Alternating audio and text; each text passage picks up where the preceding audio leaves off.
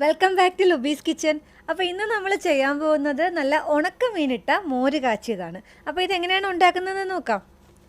നിങ്ങൾ ഫസ്റ്റ് ടൈമാണ് ലുബീസ് കിച്ചൻ കാണുന്നതെങ്കിൽ സബ്സ്ക്രൈബ് ചെയ്യാൻ മറക്കരുത്. കൂടാതെ ഈ ബെൽ ബട്ടണും കൂടി ഒന്ന് പ്രസ് ചെയ്യണം. എങ്കിൽ മാത്രമേ ഞാനിടുന്ന പുതിയ വീഡിയോസിൻ്റെ നോട്ടിഫിക്കേഷൻ നിങ്ങൾക്ക് കിട്ടുകയുള്ളൂ. അപ്പം നമുക്ക് ഈ ടേസ്റ്റുള്ള ഉണക്കമീനിട്ട മോര് കാച്ചിയത് ഉണ്ടാക്കാൻ തുടങ്ങാം.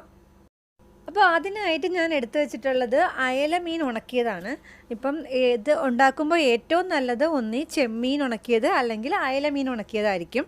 അപ്പോൾ ഇത് ഞാനൊരു 2 മീൻ എടുത്തിട്ടുണ്ട്. 2 ഫുള്ള് മീൻ ഇതുപോലെ കട്ട് ചെയ്ത് വെച്ചിരിക്കുവാണ് ചെറുതായിട്ട്. ഇനി നമുക്കിതിൻ്റെ അരപ്പ് തയ്യാറാക്കണം. അപ്പോൾ അതിനായിട്ട് ഒരു 4 ടേബിൾ സ്പൂൺ കോക്കനട്ട് തേങ്ങ തിരികിയത് എടുത്ത് വെച്ചിട്ടുണ്ട്. അപ്പോൾ ഒരുപാട് തേങ്ങ ചേർക്കരുത്. 4 ടേബിൾ സ്പൂണിൻ്റെ ആവശ്യമുള്ളൂ. അതിൽ കൂടുതലായ ടേസ്റ്റ് അത്ര നന്നാവില്ല. പിന്നെ ഒരു 2 അല്ലി വെളുത്തുള്ളി ചെറുതായിട്ട് മുറിച്ച് വെച്ചിട്ടുണ്ട്. പിന്നെ ഒരു 2 ചെറിയ ഉള്ളി, പിന്നെ ഒരു 3 പച്ചമുളക്. അപ്പോൾ ഇത്രയാണ് ഞാൻ അരച്ചെടുക്കാൻ പോകുന്നത്. അപ്പോൾ അതിൻ്റെ കൂടെ ഒരു ടേസ്റ്റിന് വേണ്ടിയിട്ട് ഒരു 1/4 ടീസ്പൂൺ നമ്മുടെ ചെറിയ ജീരകവും പിന്നെ ഒരു കളറിന് വേണ്ടി 1/2 ടീസ്പൂൺ മഞ്ഞൾപ്പൊടിയും ഞാൻ ഇതിലേക്ക് ഇട്ട് കൊടുത്തിട്ടുണ്ട്. ഇനി നമുക്കിതെല്ലാം കൂടി നന്നായിട്ടൊന്ന് അരച്ചെടുക്കണം. അപ്പോൾ അരച്ചെടുക്കുമ്പോൾ ഏറ്റവും നന്നായിട്ട് അരച്ചെടുക്കാൻ ശ്രദ്ധിക്കണം. ഇപ്പം നമ്മുടെ ഈ ഉണക്കമീനിട്ട് കാച്ചിയ മോര് കറിക്ക് വേണ്ടിയിട്ടുള്ള അരപ്പ് റെഡിയായിട്ടുണ്ട്. ഇനി ഇതിലേക്ക് ഒരു തക്കാളി കൂടി ഞാൻ ചേർക്കുന്നുണ്ട്. നല്ല പഴുത്ത തക്കാളിയാണ് ഞാൻ എടുത്തിരിക്കുന്നത്. അത്യാവശ്യം വലിയ തക്കാളിയാണ്. ഇതുപോലെ നീളത്തിൽ നന്നായിട്ട് കീറിയെടുക്കണം. അപ്പം ഇതിനായിട്ടുള്ള തക്കാളിയും റെഡി ആയിട്ടുണ്ട്. ഇനി നമുക്ക് മോര് കാച്ചാൻ തുടങ്ങാം. അപ്പോൾ അതിനായിട്ട് ഇതുപോലെ ഒരു പാത്രം വെച്ചിട്ട് ഞാൻ വെളിച്ചെണ്ണയാണ് ഒഴിക്കുന്നത്. വെളിച്ചെണ്ണ ആകുമ്പോൾ കുറച്ച് നല്ല ടേസ്റ്റാണ്. അപ്പോൾ കുറച്ച് കൂടുതൽ വെളിച്ചെണ്ണ ഒഴിച്ചതിന് ശേഷം നമ്മുടെ ഉണക്കമീൻ കഴുകി വൃത്തിയാക്കിയത് ഇതിലേക്ക് ഇട്ട് കൊടുക്കണം.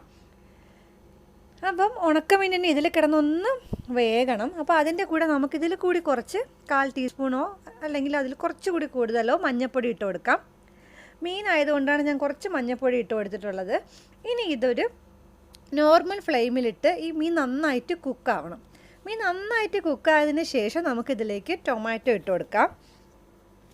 ടൊമാറ്റോ ഇട്ട് ഇനി കുറച്ച് നേരം നന്നായിട്ട് ഇളക്കി കൊടുക്കാം. ഇനിയിപ്പോൾ ഈ തക്കാളി നന്നായിട്ട് വാടി വരണം. അപ്പോൾ അതുവരെ ഒന്ന് ഇളക്കി കൊടുക്കണം. അതുപോലെ തന്നെ ഈ ഉണക്കമീനിൽ നല്ല ഉപ്പുണ്ടാവും. അതുകൊണ്ട് നമ്മൾ ഉപ്പ് ചേർക്കുമ്പോഴും ശ്രദ്ധിക്കണം. പിന്നെ ഒരു ടേസ്റ്റിന് വേണ്ടിയിട്ട് ഞാനൊരു 1/4 ടീസ്പൂൺ ഉലുവ കൂടെ ഇട്ടിട്ടുണ്ട്. ഇനി ഉലുവയും തക്കാളിയും മീനും കൂടെ കിടന്ന് നന്നായിട്ടൊന്ന് വെന്ത് ഇതുപോലെ പിടിക്കണം. അപ്പോൾ ആ തക്കാളിയുടെ ടേസ്റ്റൊക്കെ ഈ മീനിൽ പിടിച്ചിട്ട് ഒരു പ്രത്യേക ടേസ്റ്റായിരിക്കും ആ ഉണക്കമീൻ്റെയും തക്കാളിയുടെയും കൂടി ചേരുമ്പോഴും. ഇനി ഇതിലേക്ക് കുറച്ച് വെള്ളം ഒഴിച്ചു കൊടുക്കണം. ഇതൊന്ന് വേകാൻ വേണ്ടിയിട്ട് കുറച്ച് വെള്ളത്തിൽ കിടന്ന് മീൻ നമ്മൾ ഓയിലിട്ട് മാത്രമേ കുക്ക് ചെയ്തിട്ടുള്ളായിരുന്നു. അപ്പോൾ കുറച്ചൊന്ന് വെള്ളത്തിൽ കിടന്ന് വേകാൻ വേണ്ടിയിട്ട് ഞാനിപ്പോൾ ഒരു 1/2 കപ്പ് വെള്ളമാണ് ഇതിലേക്ക് ചേർത്തിട്ടുള്ളത്.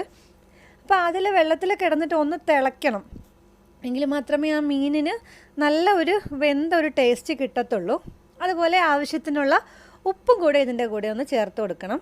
അപ്പോൾ ഉപ്പ് നമ്മൾ ചേർക്കുമ്പോൾ ഞാൻ നേരത്തെ പറഞ്ഞ പോലെ ശ്രദ്ധിക്കണം. ഉണക്കമീൻ ആയതുകൊണ്ട് ഉപ്പുണ്ടാവും. അപ്പോൾ അത് കഴിഞ്ഞിട്ട് പിന്നെ ആവശ്യമുള്ള കുറച്ച് ഉപ്പ് നോക്കിയിട്ട് മാത്രം ചേർത്താൽ മതി. അപ്പോൾ നന്നായിട്ടൊന്ന് തിളച്ച് വന്നതിന് ശേഷം നമ്മൾ അരച്ച് വെച്ചിരിക്കുന്ന കോക്കനട്ട് മിക്സ് ഇതിലേക്ക് ഇട്ട് കൊടുക്കാം. പിന്നെ പ്രത്യേകം ശ്രദ്ധിക്കേണ്ടത് കോക്കനട്ട് മിക്സ് ഇട്ട് കൊടുത്താൽ പിന്നെ തീ നന്നായിട്ട് കുറച്ച് വെക്കണം. ലോ ഫ്ലെയിമിൽ തന്നെ ഇടണം. അല്ലെങ്കിൽ കോക്കനട്ടൊക്കെ അതിൻ്റെ ടേസ്റ്റൊക്കെ മാറിപ്പോവും. ചെറിയ തീയിലിട്ട് വേണം ഈ കോക്കനട്ട് മിക്സ് ഒന്ന് ചൂടാക്കിയെടുക്കാൻ. അപ്പോൾ ഒന്ന് ചൂടായി കഴിഞ്ഞാൽ ചെറുതായിട്ട് ചൂടായാൽ മതി. നമുക്ക് 1 കപ്പ് കട്ട തൈരും കൂടെ ചേർത്ത് കൊടുക്കാം. അതുപോലെ കട്ട തൈര് ചേർക്കുന്ന സമയത്തും ഇതുപോലെ തന്നെയാണ്. ഫ്ലെയിം ഒട്ടും കൂട്ടി വയ്ക്കാൻ പാടില്ല. ഏറ്റവും ചെറിയ ഫ്ലെയിമിലിട്ടിട്ട് വേണം ഇതൊന്ന് ചൂടാക്കിയെടുക്കാൻ. ഇതൊന്ന് മിക്സാക്കി എടുത്ത് ഒന്ന് ചൂടായാൽ മാത്രം മതി. ഇത് ഒരുപാട് നേരം തിളയ്ക്കേണ്ട ആവശ്യമൊന്നുമില്ല. അങ്ങനെയാണെങ്കിൽ ഇതിൻ്റെ ടേസ്റ്റ് തന്നെ മാറിപ്പോവും. ഇനി ഞാൻ അതിപ്പോൾ സ്റ്റൗവിൽ നിന്ന് മാറ്റിയിട്ടുണ്ട്. ഇതുപോലെ കടുക് വറുത്ത് അതിലേക്ക് ഒഴിക്കുന്നുണ്ട്.